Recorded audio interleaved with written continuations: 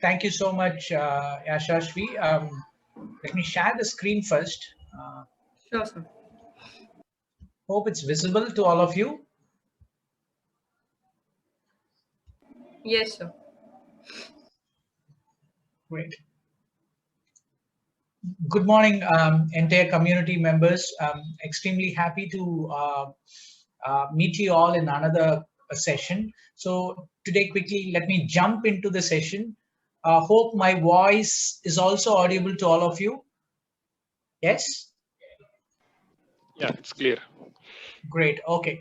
So today, what I'm going to do is based on my experience in working with startups, based on the research which I generally do on why certain companies cross the chasm and reach the mainstream market, and why certain startups, and it means most of the startups fail.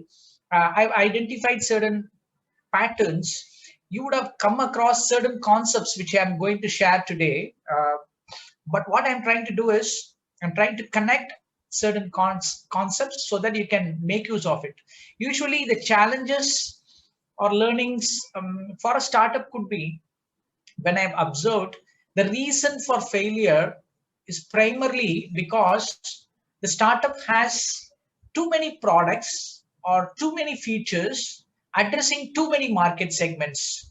It means um, the number one goal of a startup is to sustain, to reach the mainstream market, to cross the chasm. It means you have to be very, very lean. That is what I have learned. Number two challenge, main challenge is conventional strategic planning and marketing, market research, and all those efforts to evaluate the success of a startup is usually ineffective. So we need different methodologies for it. So let me come to the rule number one very quickly. Uh, these concepts can be dived deeply because of the lack of time. I'm going to just scratch the surface so that you can even go ahead and dive deep into it. Number one rule for success, I would call this as you would have, this framework is called idea of diffusion. Any idea uh, reaches the mainstream market, that is at the center, early majority and late majority, only after coming across innovators and early adopters. So most of the times, the reason why I suggest to have a minimum viable market is it's nothing but focusing only on innovators and early adopters. Most of the companies which we know, be it WhatsApp, be it Facebook, or be it even Apple, the number one most profitable company in the world, when they started, for example, when Apple started, they were focusing their Mac only to innovators and early adopters. It means the creative, the designers, they focus only on those small market. Even today, Apple doesn't enter into the mainstream market. They focus only on innovators and early adopters because it becomes so sticky. They can learn more about them. They have a they can convert their customers into fans.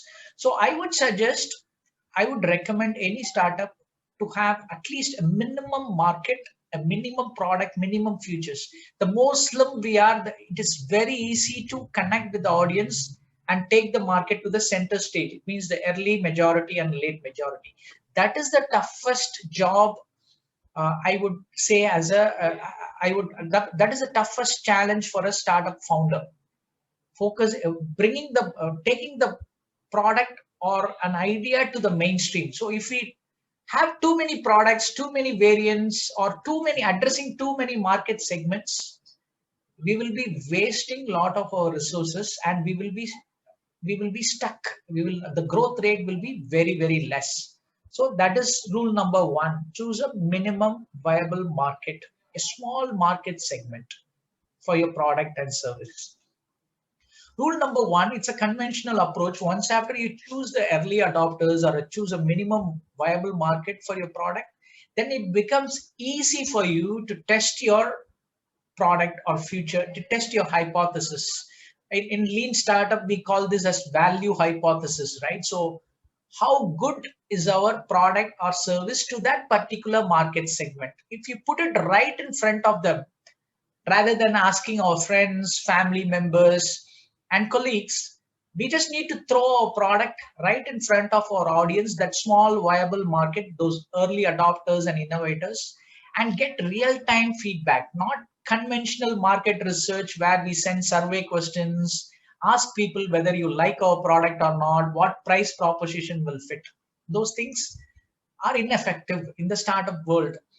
The more quickly we put out our product in front of our early adopters and innovators, we can test and learn more about the viability and feasibility of our product. So the key idea here is not to ask, just observe with the key data, whatever small data we get for our business. Even if you had already launched your business, now you can consider that as an experiment, initial experiment. How many number of web visits we are getting, what is the number of which is the you can even apply this 80-20 principle, which 20% of the market brings 80% of the revenue, which 20% of the product brings 80% of the revenue. All those 80-20 study, if you know that small vital few products or segments, then it is a key learning for you, so that you can again take a decision whether I need to pivot or preserve with the same value proposition. These are some of the key things which we need to do.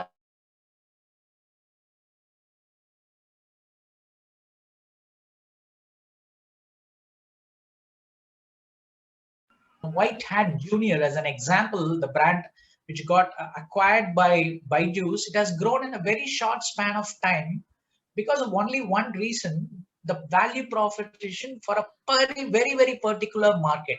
They teach online coding for kids, right? How simple the product proposition and the market segment.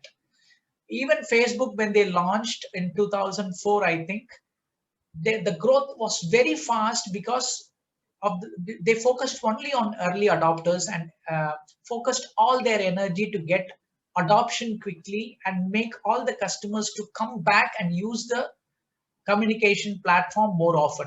So that would be an ideal approach for startups. So rule number 3, as we all know the concepts of growth engine, I assume that you know the sticky, viral, and paid growth engine. So if you are very clear on rule number 1 and rule number 2, who's our audience, who's our market segment, and what product is an ideal fit for our segment, then we can use the type of growth engine. Because if we are not very clear about the growth engine, it delays our market penetration process for a startup. So that I would call as a third rule. Based on our product segment, based on the learning from rule 1 and 2, we need to quickly choose a growth engine. Sticky growth engine is nothing but you become very close to the customers, like so that they buy your product continuously. Apple is a very good example. Viral growth engine is nothing but your customer recruits another customer. They spread the word. This primarily applies for communication networks like Facebook, LinkedIn, but it can be applied to conventional businesses also. If your product segment caters to a small need and you do an exceptional job, if your product and service is remarkable, it becomes a viral element in your customer's mind. The more different your product is, it can be a viral phenomena. Paid growth engine, we all know, we use advertising as a primary route to take our product to the market segment. Again, even if you want to do a paid ad or paid growth strategy, it becomes very imperative to be very precise on who is our target market. Again, otherwise, the cost to acquire the customer, that is a key metric for paid growth, the cost to acquire customer and the customer lifetime value. If you take paid route and don't have a proper product market segment strategy, again, we will be wasting a lot of money on advertising. Even at the cost of advertising, even in social media platforms and even in digital marketing platforms like Google are shooting up every day because because of the low entry barrier. Today, even if you have 10,000, 15,000 rupees, you can begin your advertising journey in all these communication channels. So it becomes very, very important. Just to summarize, choose a very small market segment, focus on them, then launch your product very quickly to them, get real-time feedback from them, then use any one of the growth engine which ideally fits your product market segment, and then take your business to the mainstream market. If you follow this simple rule, I believe it sounds simple, I totally understand, but it needs a rigorous study of or self introspection into our own business, understanding, having a different mindset. Uh, for example, when I say mindset, we generally start focusing on mainstream at the center most of the times, bringing back our focus to that small segment, 2.5%, 13.5% innovators and early adopters. It's a bit difficult because our mind pulls us to the mainstream market very quickly. So that is what I thought of sharing with you today. It means avoid waste. What is waste? Anything and everything which doesn't add value to customers and the company can be defined as waste. That is what Toyota's lean manufacturing tells us. So if we more simplify our value proposition, simplify our growth strategy, and becomes it enables us to grow quickly. Thank you so much, Startup Lane community, for patiently listening to this concepts. And I'm available on LinkedIn. We can even connect on LinkedIn. I totally appreciate your time and patience. Thank you, Ashashvi, for your invite again for this meetup. Truly appreciate it. Thank you so much. Thank you so much, sir, for giving this insightful, knowledgeable for the startups and information. So if anybody has question, they may ask to Mr. Rajesh.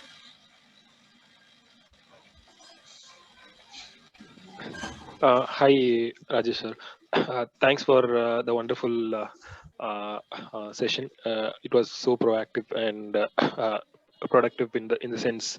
And I have a question. Like, this is Yasin from Y Square. You are able to hear me? Yeah, I'm able to hear you. Yeah.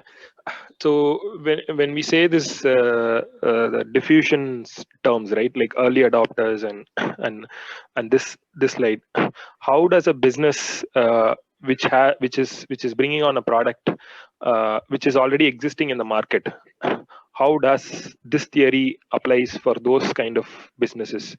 So can you give me an example of the Like for business example, category? Uber was the first one to go into the ride sharing product, whereas some companies like Ola and the other companies follow them, right?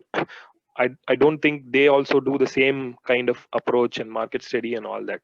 So what is the kind of approach they usually take, or which fits for them? I mean, like most of the businesses, yes, there are product startups which come from the beginning, from the scratch, but there are companies who tend to have an idea, bring in a competition into the market, and try to replicate certain things. So how do they adapt to this diffusion theory? Okay, it's a very good question, Mohammed. It purely depends on what category you are in. For example, if you think, if we know Flipkart, right? So when they launched, it's a new idea to India. When they launched 15 years back, even Amazon was not here. So when they launched, even though it's a well adopted idea in Western markets, they have not focused on the early or late majority. They focused on a very small market where people bought into this online idea because there was a fear to order online or to pay online. I'm talking about 10, 12 years back.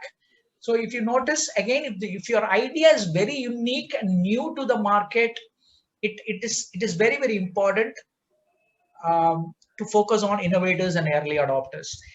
And even if you take Ola as an example, Uber was very familiar in other parts of the world, but Ola have started entering into the Indian market very early. Even though the idea was very familiar in all parts of the world, it took some time for even for Ola to reach the mainstream market. Even if you take me as an example, I have not used Ola for the first 2 or 3 years.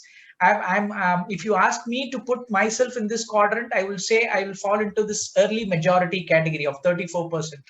So it depends on how innovative your product is. How it is always better not to enter into the mainstream, because it's impossible to convince the mainstream market, because there are a lot of products and a lot of services available in the mid market. A lot of other people are competing.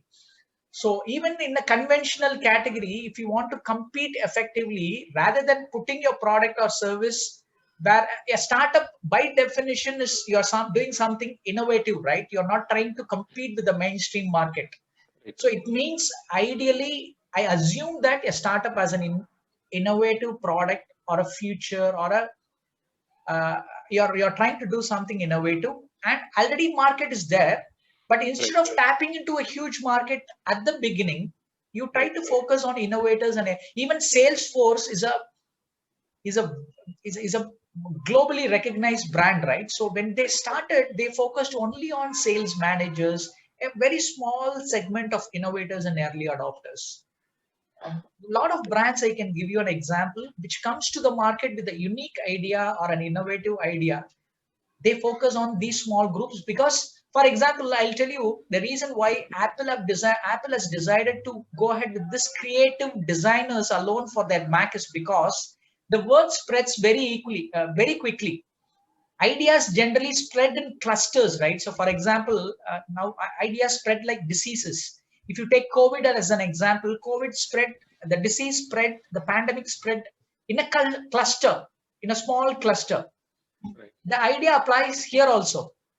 The reason why Apple decided to focus only on creative designers is because the word spreads very quickly inside the community. They form a group, they interact with others, they have a platform to interact.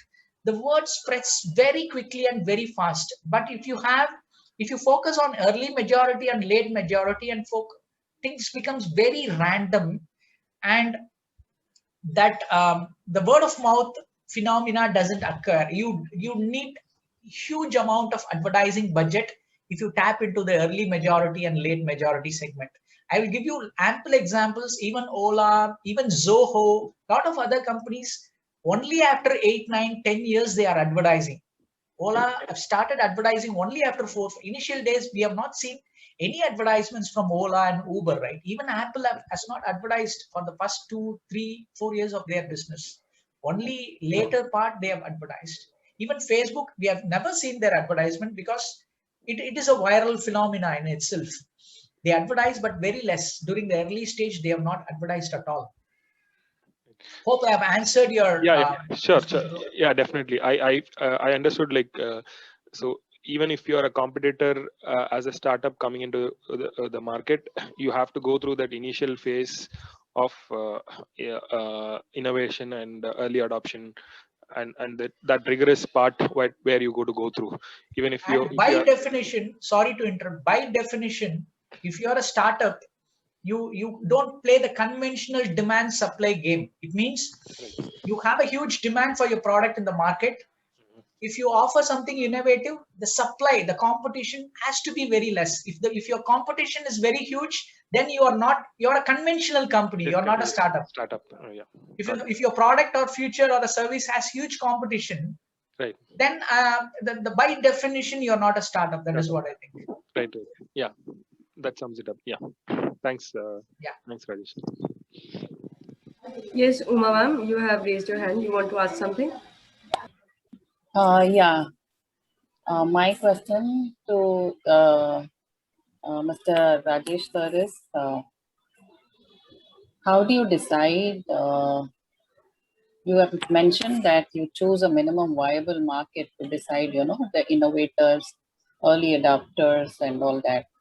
How does one get the correct figures for all these, or these percentages are respective to what? And you also mentioned that you choose your media to advertise wisely, what is one mantra, or what is that particular recipe? How do you decide? Because we always do trial and error in startups to, really find out which media works, which type of advertising works. So can you throw some light on this, sir, please? Sure, yeah. I appreciate your question, Uma. You're answering your number one question. You asked, how do you define your innovators and early adopters in your business, right? Yeah, So, the percentages, like you have mentioned, 2.5%, 13.5, 34, 34, 16. This is percentage to what? I mean, what do we refer? Because obviously it goes to some type of research at some point of time, which is at the early stage of ideation or something like that. And at that point of time, where do we actually rest our research? Where do we pick up the data? Percentage of what is the market size? I totally understand. Can I ask you, with respect to your business, if you have launched your product in the market, if you're already in the market, a small, we call it as MVP, right? So if you have launched your product in the market, your innovators and early adopters are nothing but people who are currently buying from you, have belief in your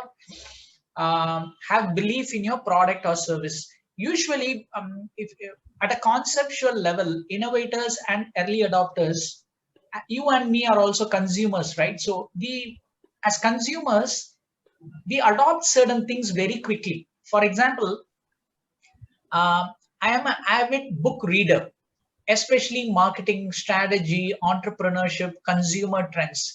Any book or anything related to this, if it is launched to the market, I won't see if it is a renowned author or a famous author, is the book is a bestseller. I don't see. I go and jump into the bandwagon very early and buy.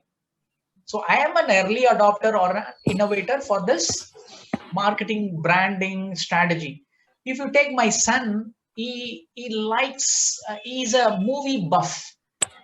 If any movie releases, he don't bother about whether this movie will become a hit or is it directed by a famous director, or he jumps into the bandwagon very early and go and watch that movie. So any category, any business category, if you take, you have a very, you don't have to go by that percentage, because that is a rule of thumb kind of thing, which I put it there. But what we are trying to say is that percentage of innovators will be very less, people who are already innovative in nature, and then the early adopters will also be very less. For example, if your website gets, if you're for your startup, there may be a lot of people who are buying your product and service, but certain group of people definitely loves your idea. They buys into your vision. So rather than treating everyone as same, we need to apply that 80-20 principle and find out who those 20 in my business, who those 20% of the innovators and early adopters are there. So that if you catch hold of on them and interact with them more quickly, what happens is they may even share your product, the review, openly share about the reviews of your product, the services of your product. They'll be very keen. They want to talk about what they are using. That is number one. The media strategy happens as a byproduct of choosing your innovators and early adopters. If you know who your audiences are very clearly, it is very easy to create a communication plan, your storytelling plan, and choose your media accordingly. Today, the main advantage is if you're very precise about who your audience is, in Facebook, you can reach out to them cost effectively. But we shouldn't jump into the media very quickly. We just need to test our value proposition and do some initial testing and hypothesis. If you have enough amount of data and come to a conclusion that this is my target audience in a precise way, in a very precise way, he is my customer. If you can have a clear vision on this customer, you have a lot of tools to do it. One tool is creating a buyer persona, who's or based on your study with innovators and early adopters. You need to create a unique buyer persona for your product and service. You're very clear about your buyer persona, then it becomes very easy to create your advertising, storytelling, and choose the right audience in social media platforms also. So as a startup, you should avoid waste. So that is why I'm trying to put all our focus on innovators and early adopters. They'll be very quick to adopt your product. The best thing is they'll spread your word to other early majority. They'll push your product to early majority and late majority.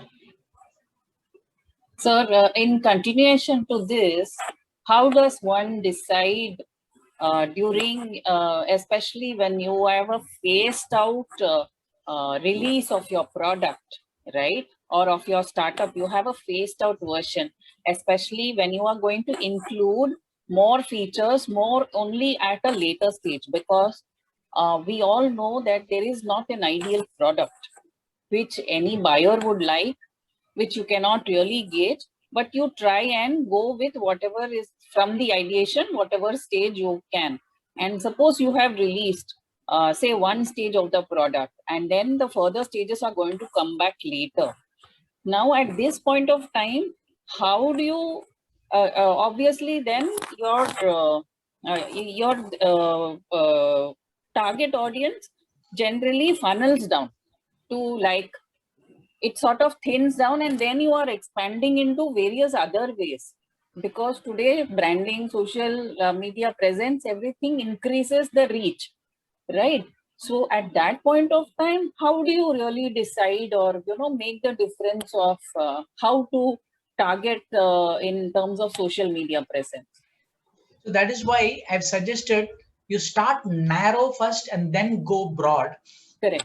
And what happens is, one rule is you have to constantly test your hypothesis and learn about your customers, what product really works, rather than getting into the hypothesis or trying to understand few things without any data. It's always better with what product feature I need to choose, which market segment I need to choose. All those things you have to apply. Rule number 2, put your product right in front of your audience, test it in real time, observe how many, for example, lot of experiments you can do. We call it as MVPs, right? Minimum viable product. Right. By having a very quick MVP, you can put that out in the market and take real-time feedback from customers. For example, you would have there is a case study of Dropbox. A company's the company's founder, CEO of Dropbox, what he did is, before even creating the product, he has created a product video, which talks about the product and features, and put it out in the social media. In one night itself, the video has become a viral phenomenon, and almost 75,000 people were standing on queue to sign up for Dropbox. It was in the early stage. So he created a video minimum viable product before even the product is ready and put out into the market. So it means you don't have to create a full startups by rule. We shouldn't create a full-fledged product version without even knowing our customers would need it or not. So that is why we do a concept called MVP, minimum viable product, and launch it. Now today for testing, even with the help of 2,000, 3,000 rupees on social media, you can test your product. That is the main advantage. Right. Everything has to be test. Everything you should look at your own startup as a scientist. Okay. Don't go for any assumptions without testing, having an empirical evidence about your hypothesis. Don't conventional advisory mode, conventional discussion mode will not be helpful for a startup success, because you need data real time. Right. Thanks a lot, sir. This was really very enriching advice from your side. Thank you so much, sir. Yeah, it's my pleasure. Thank you so much. Thank you, sir. Thank you so much.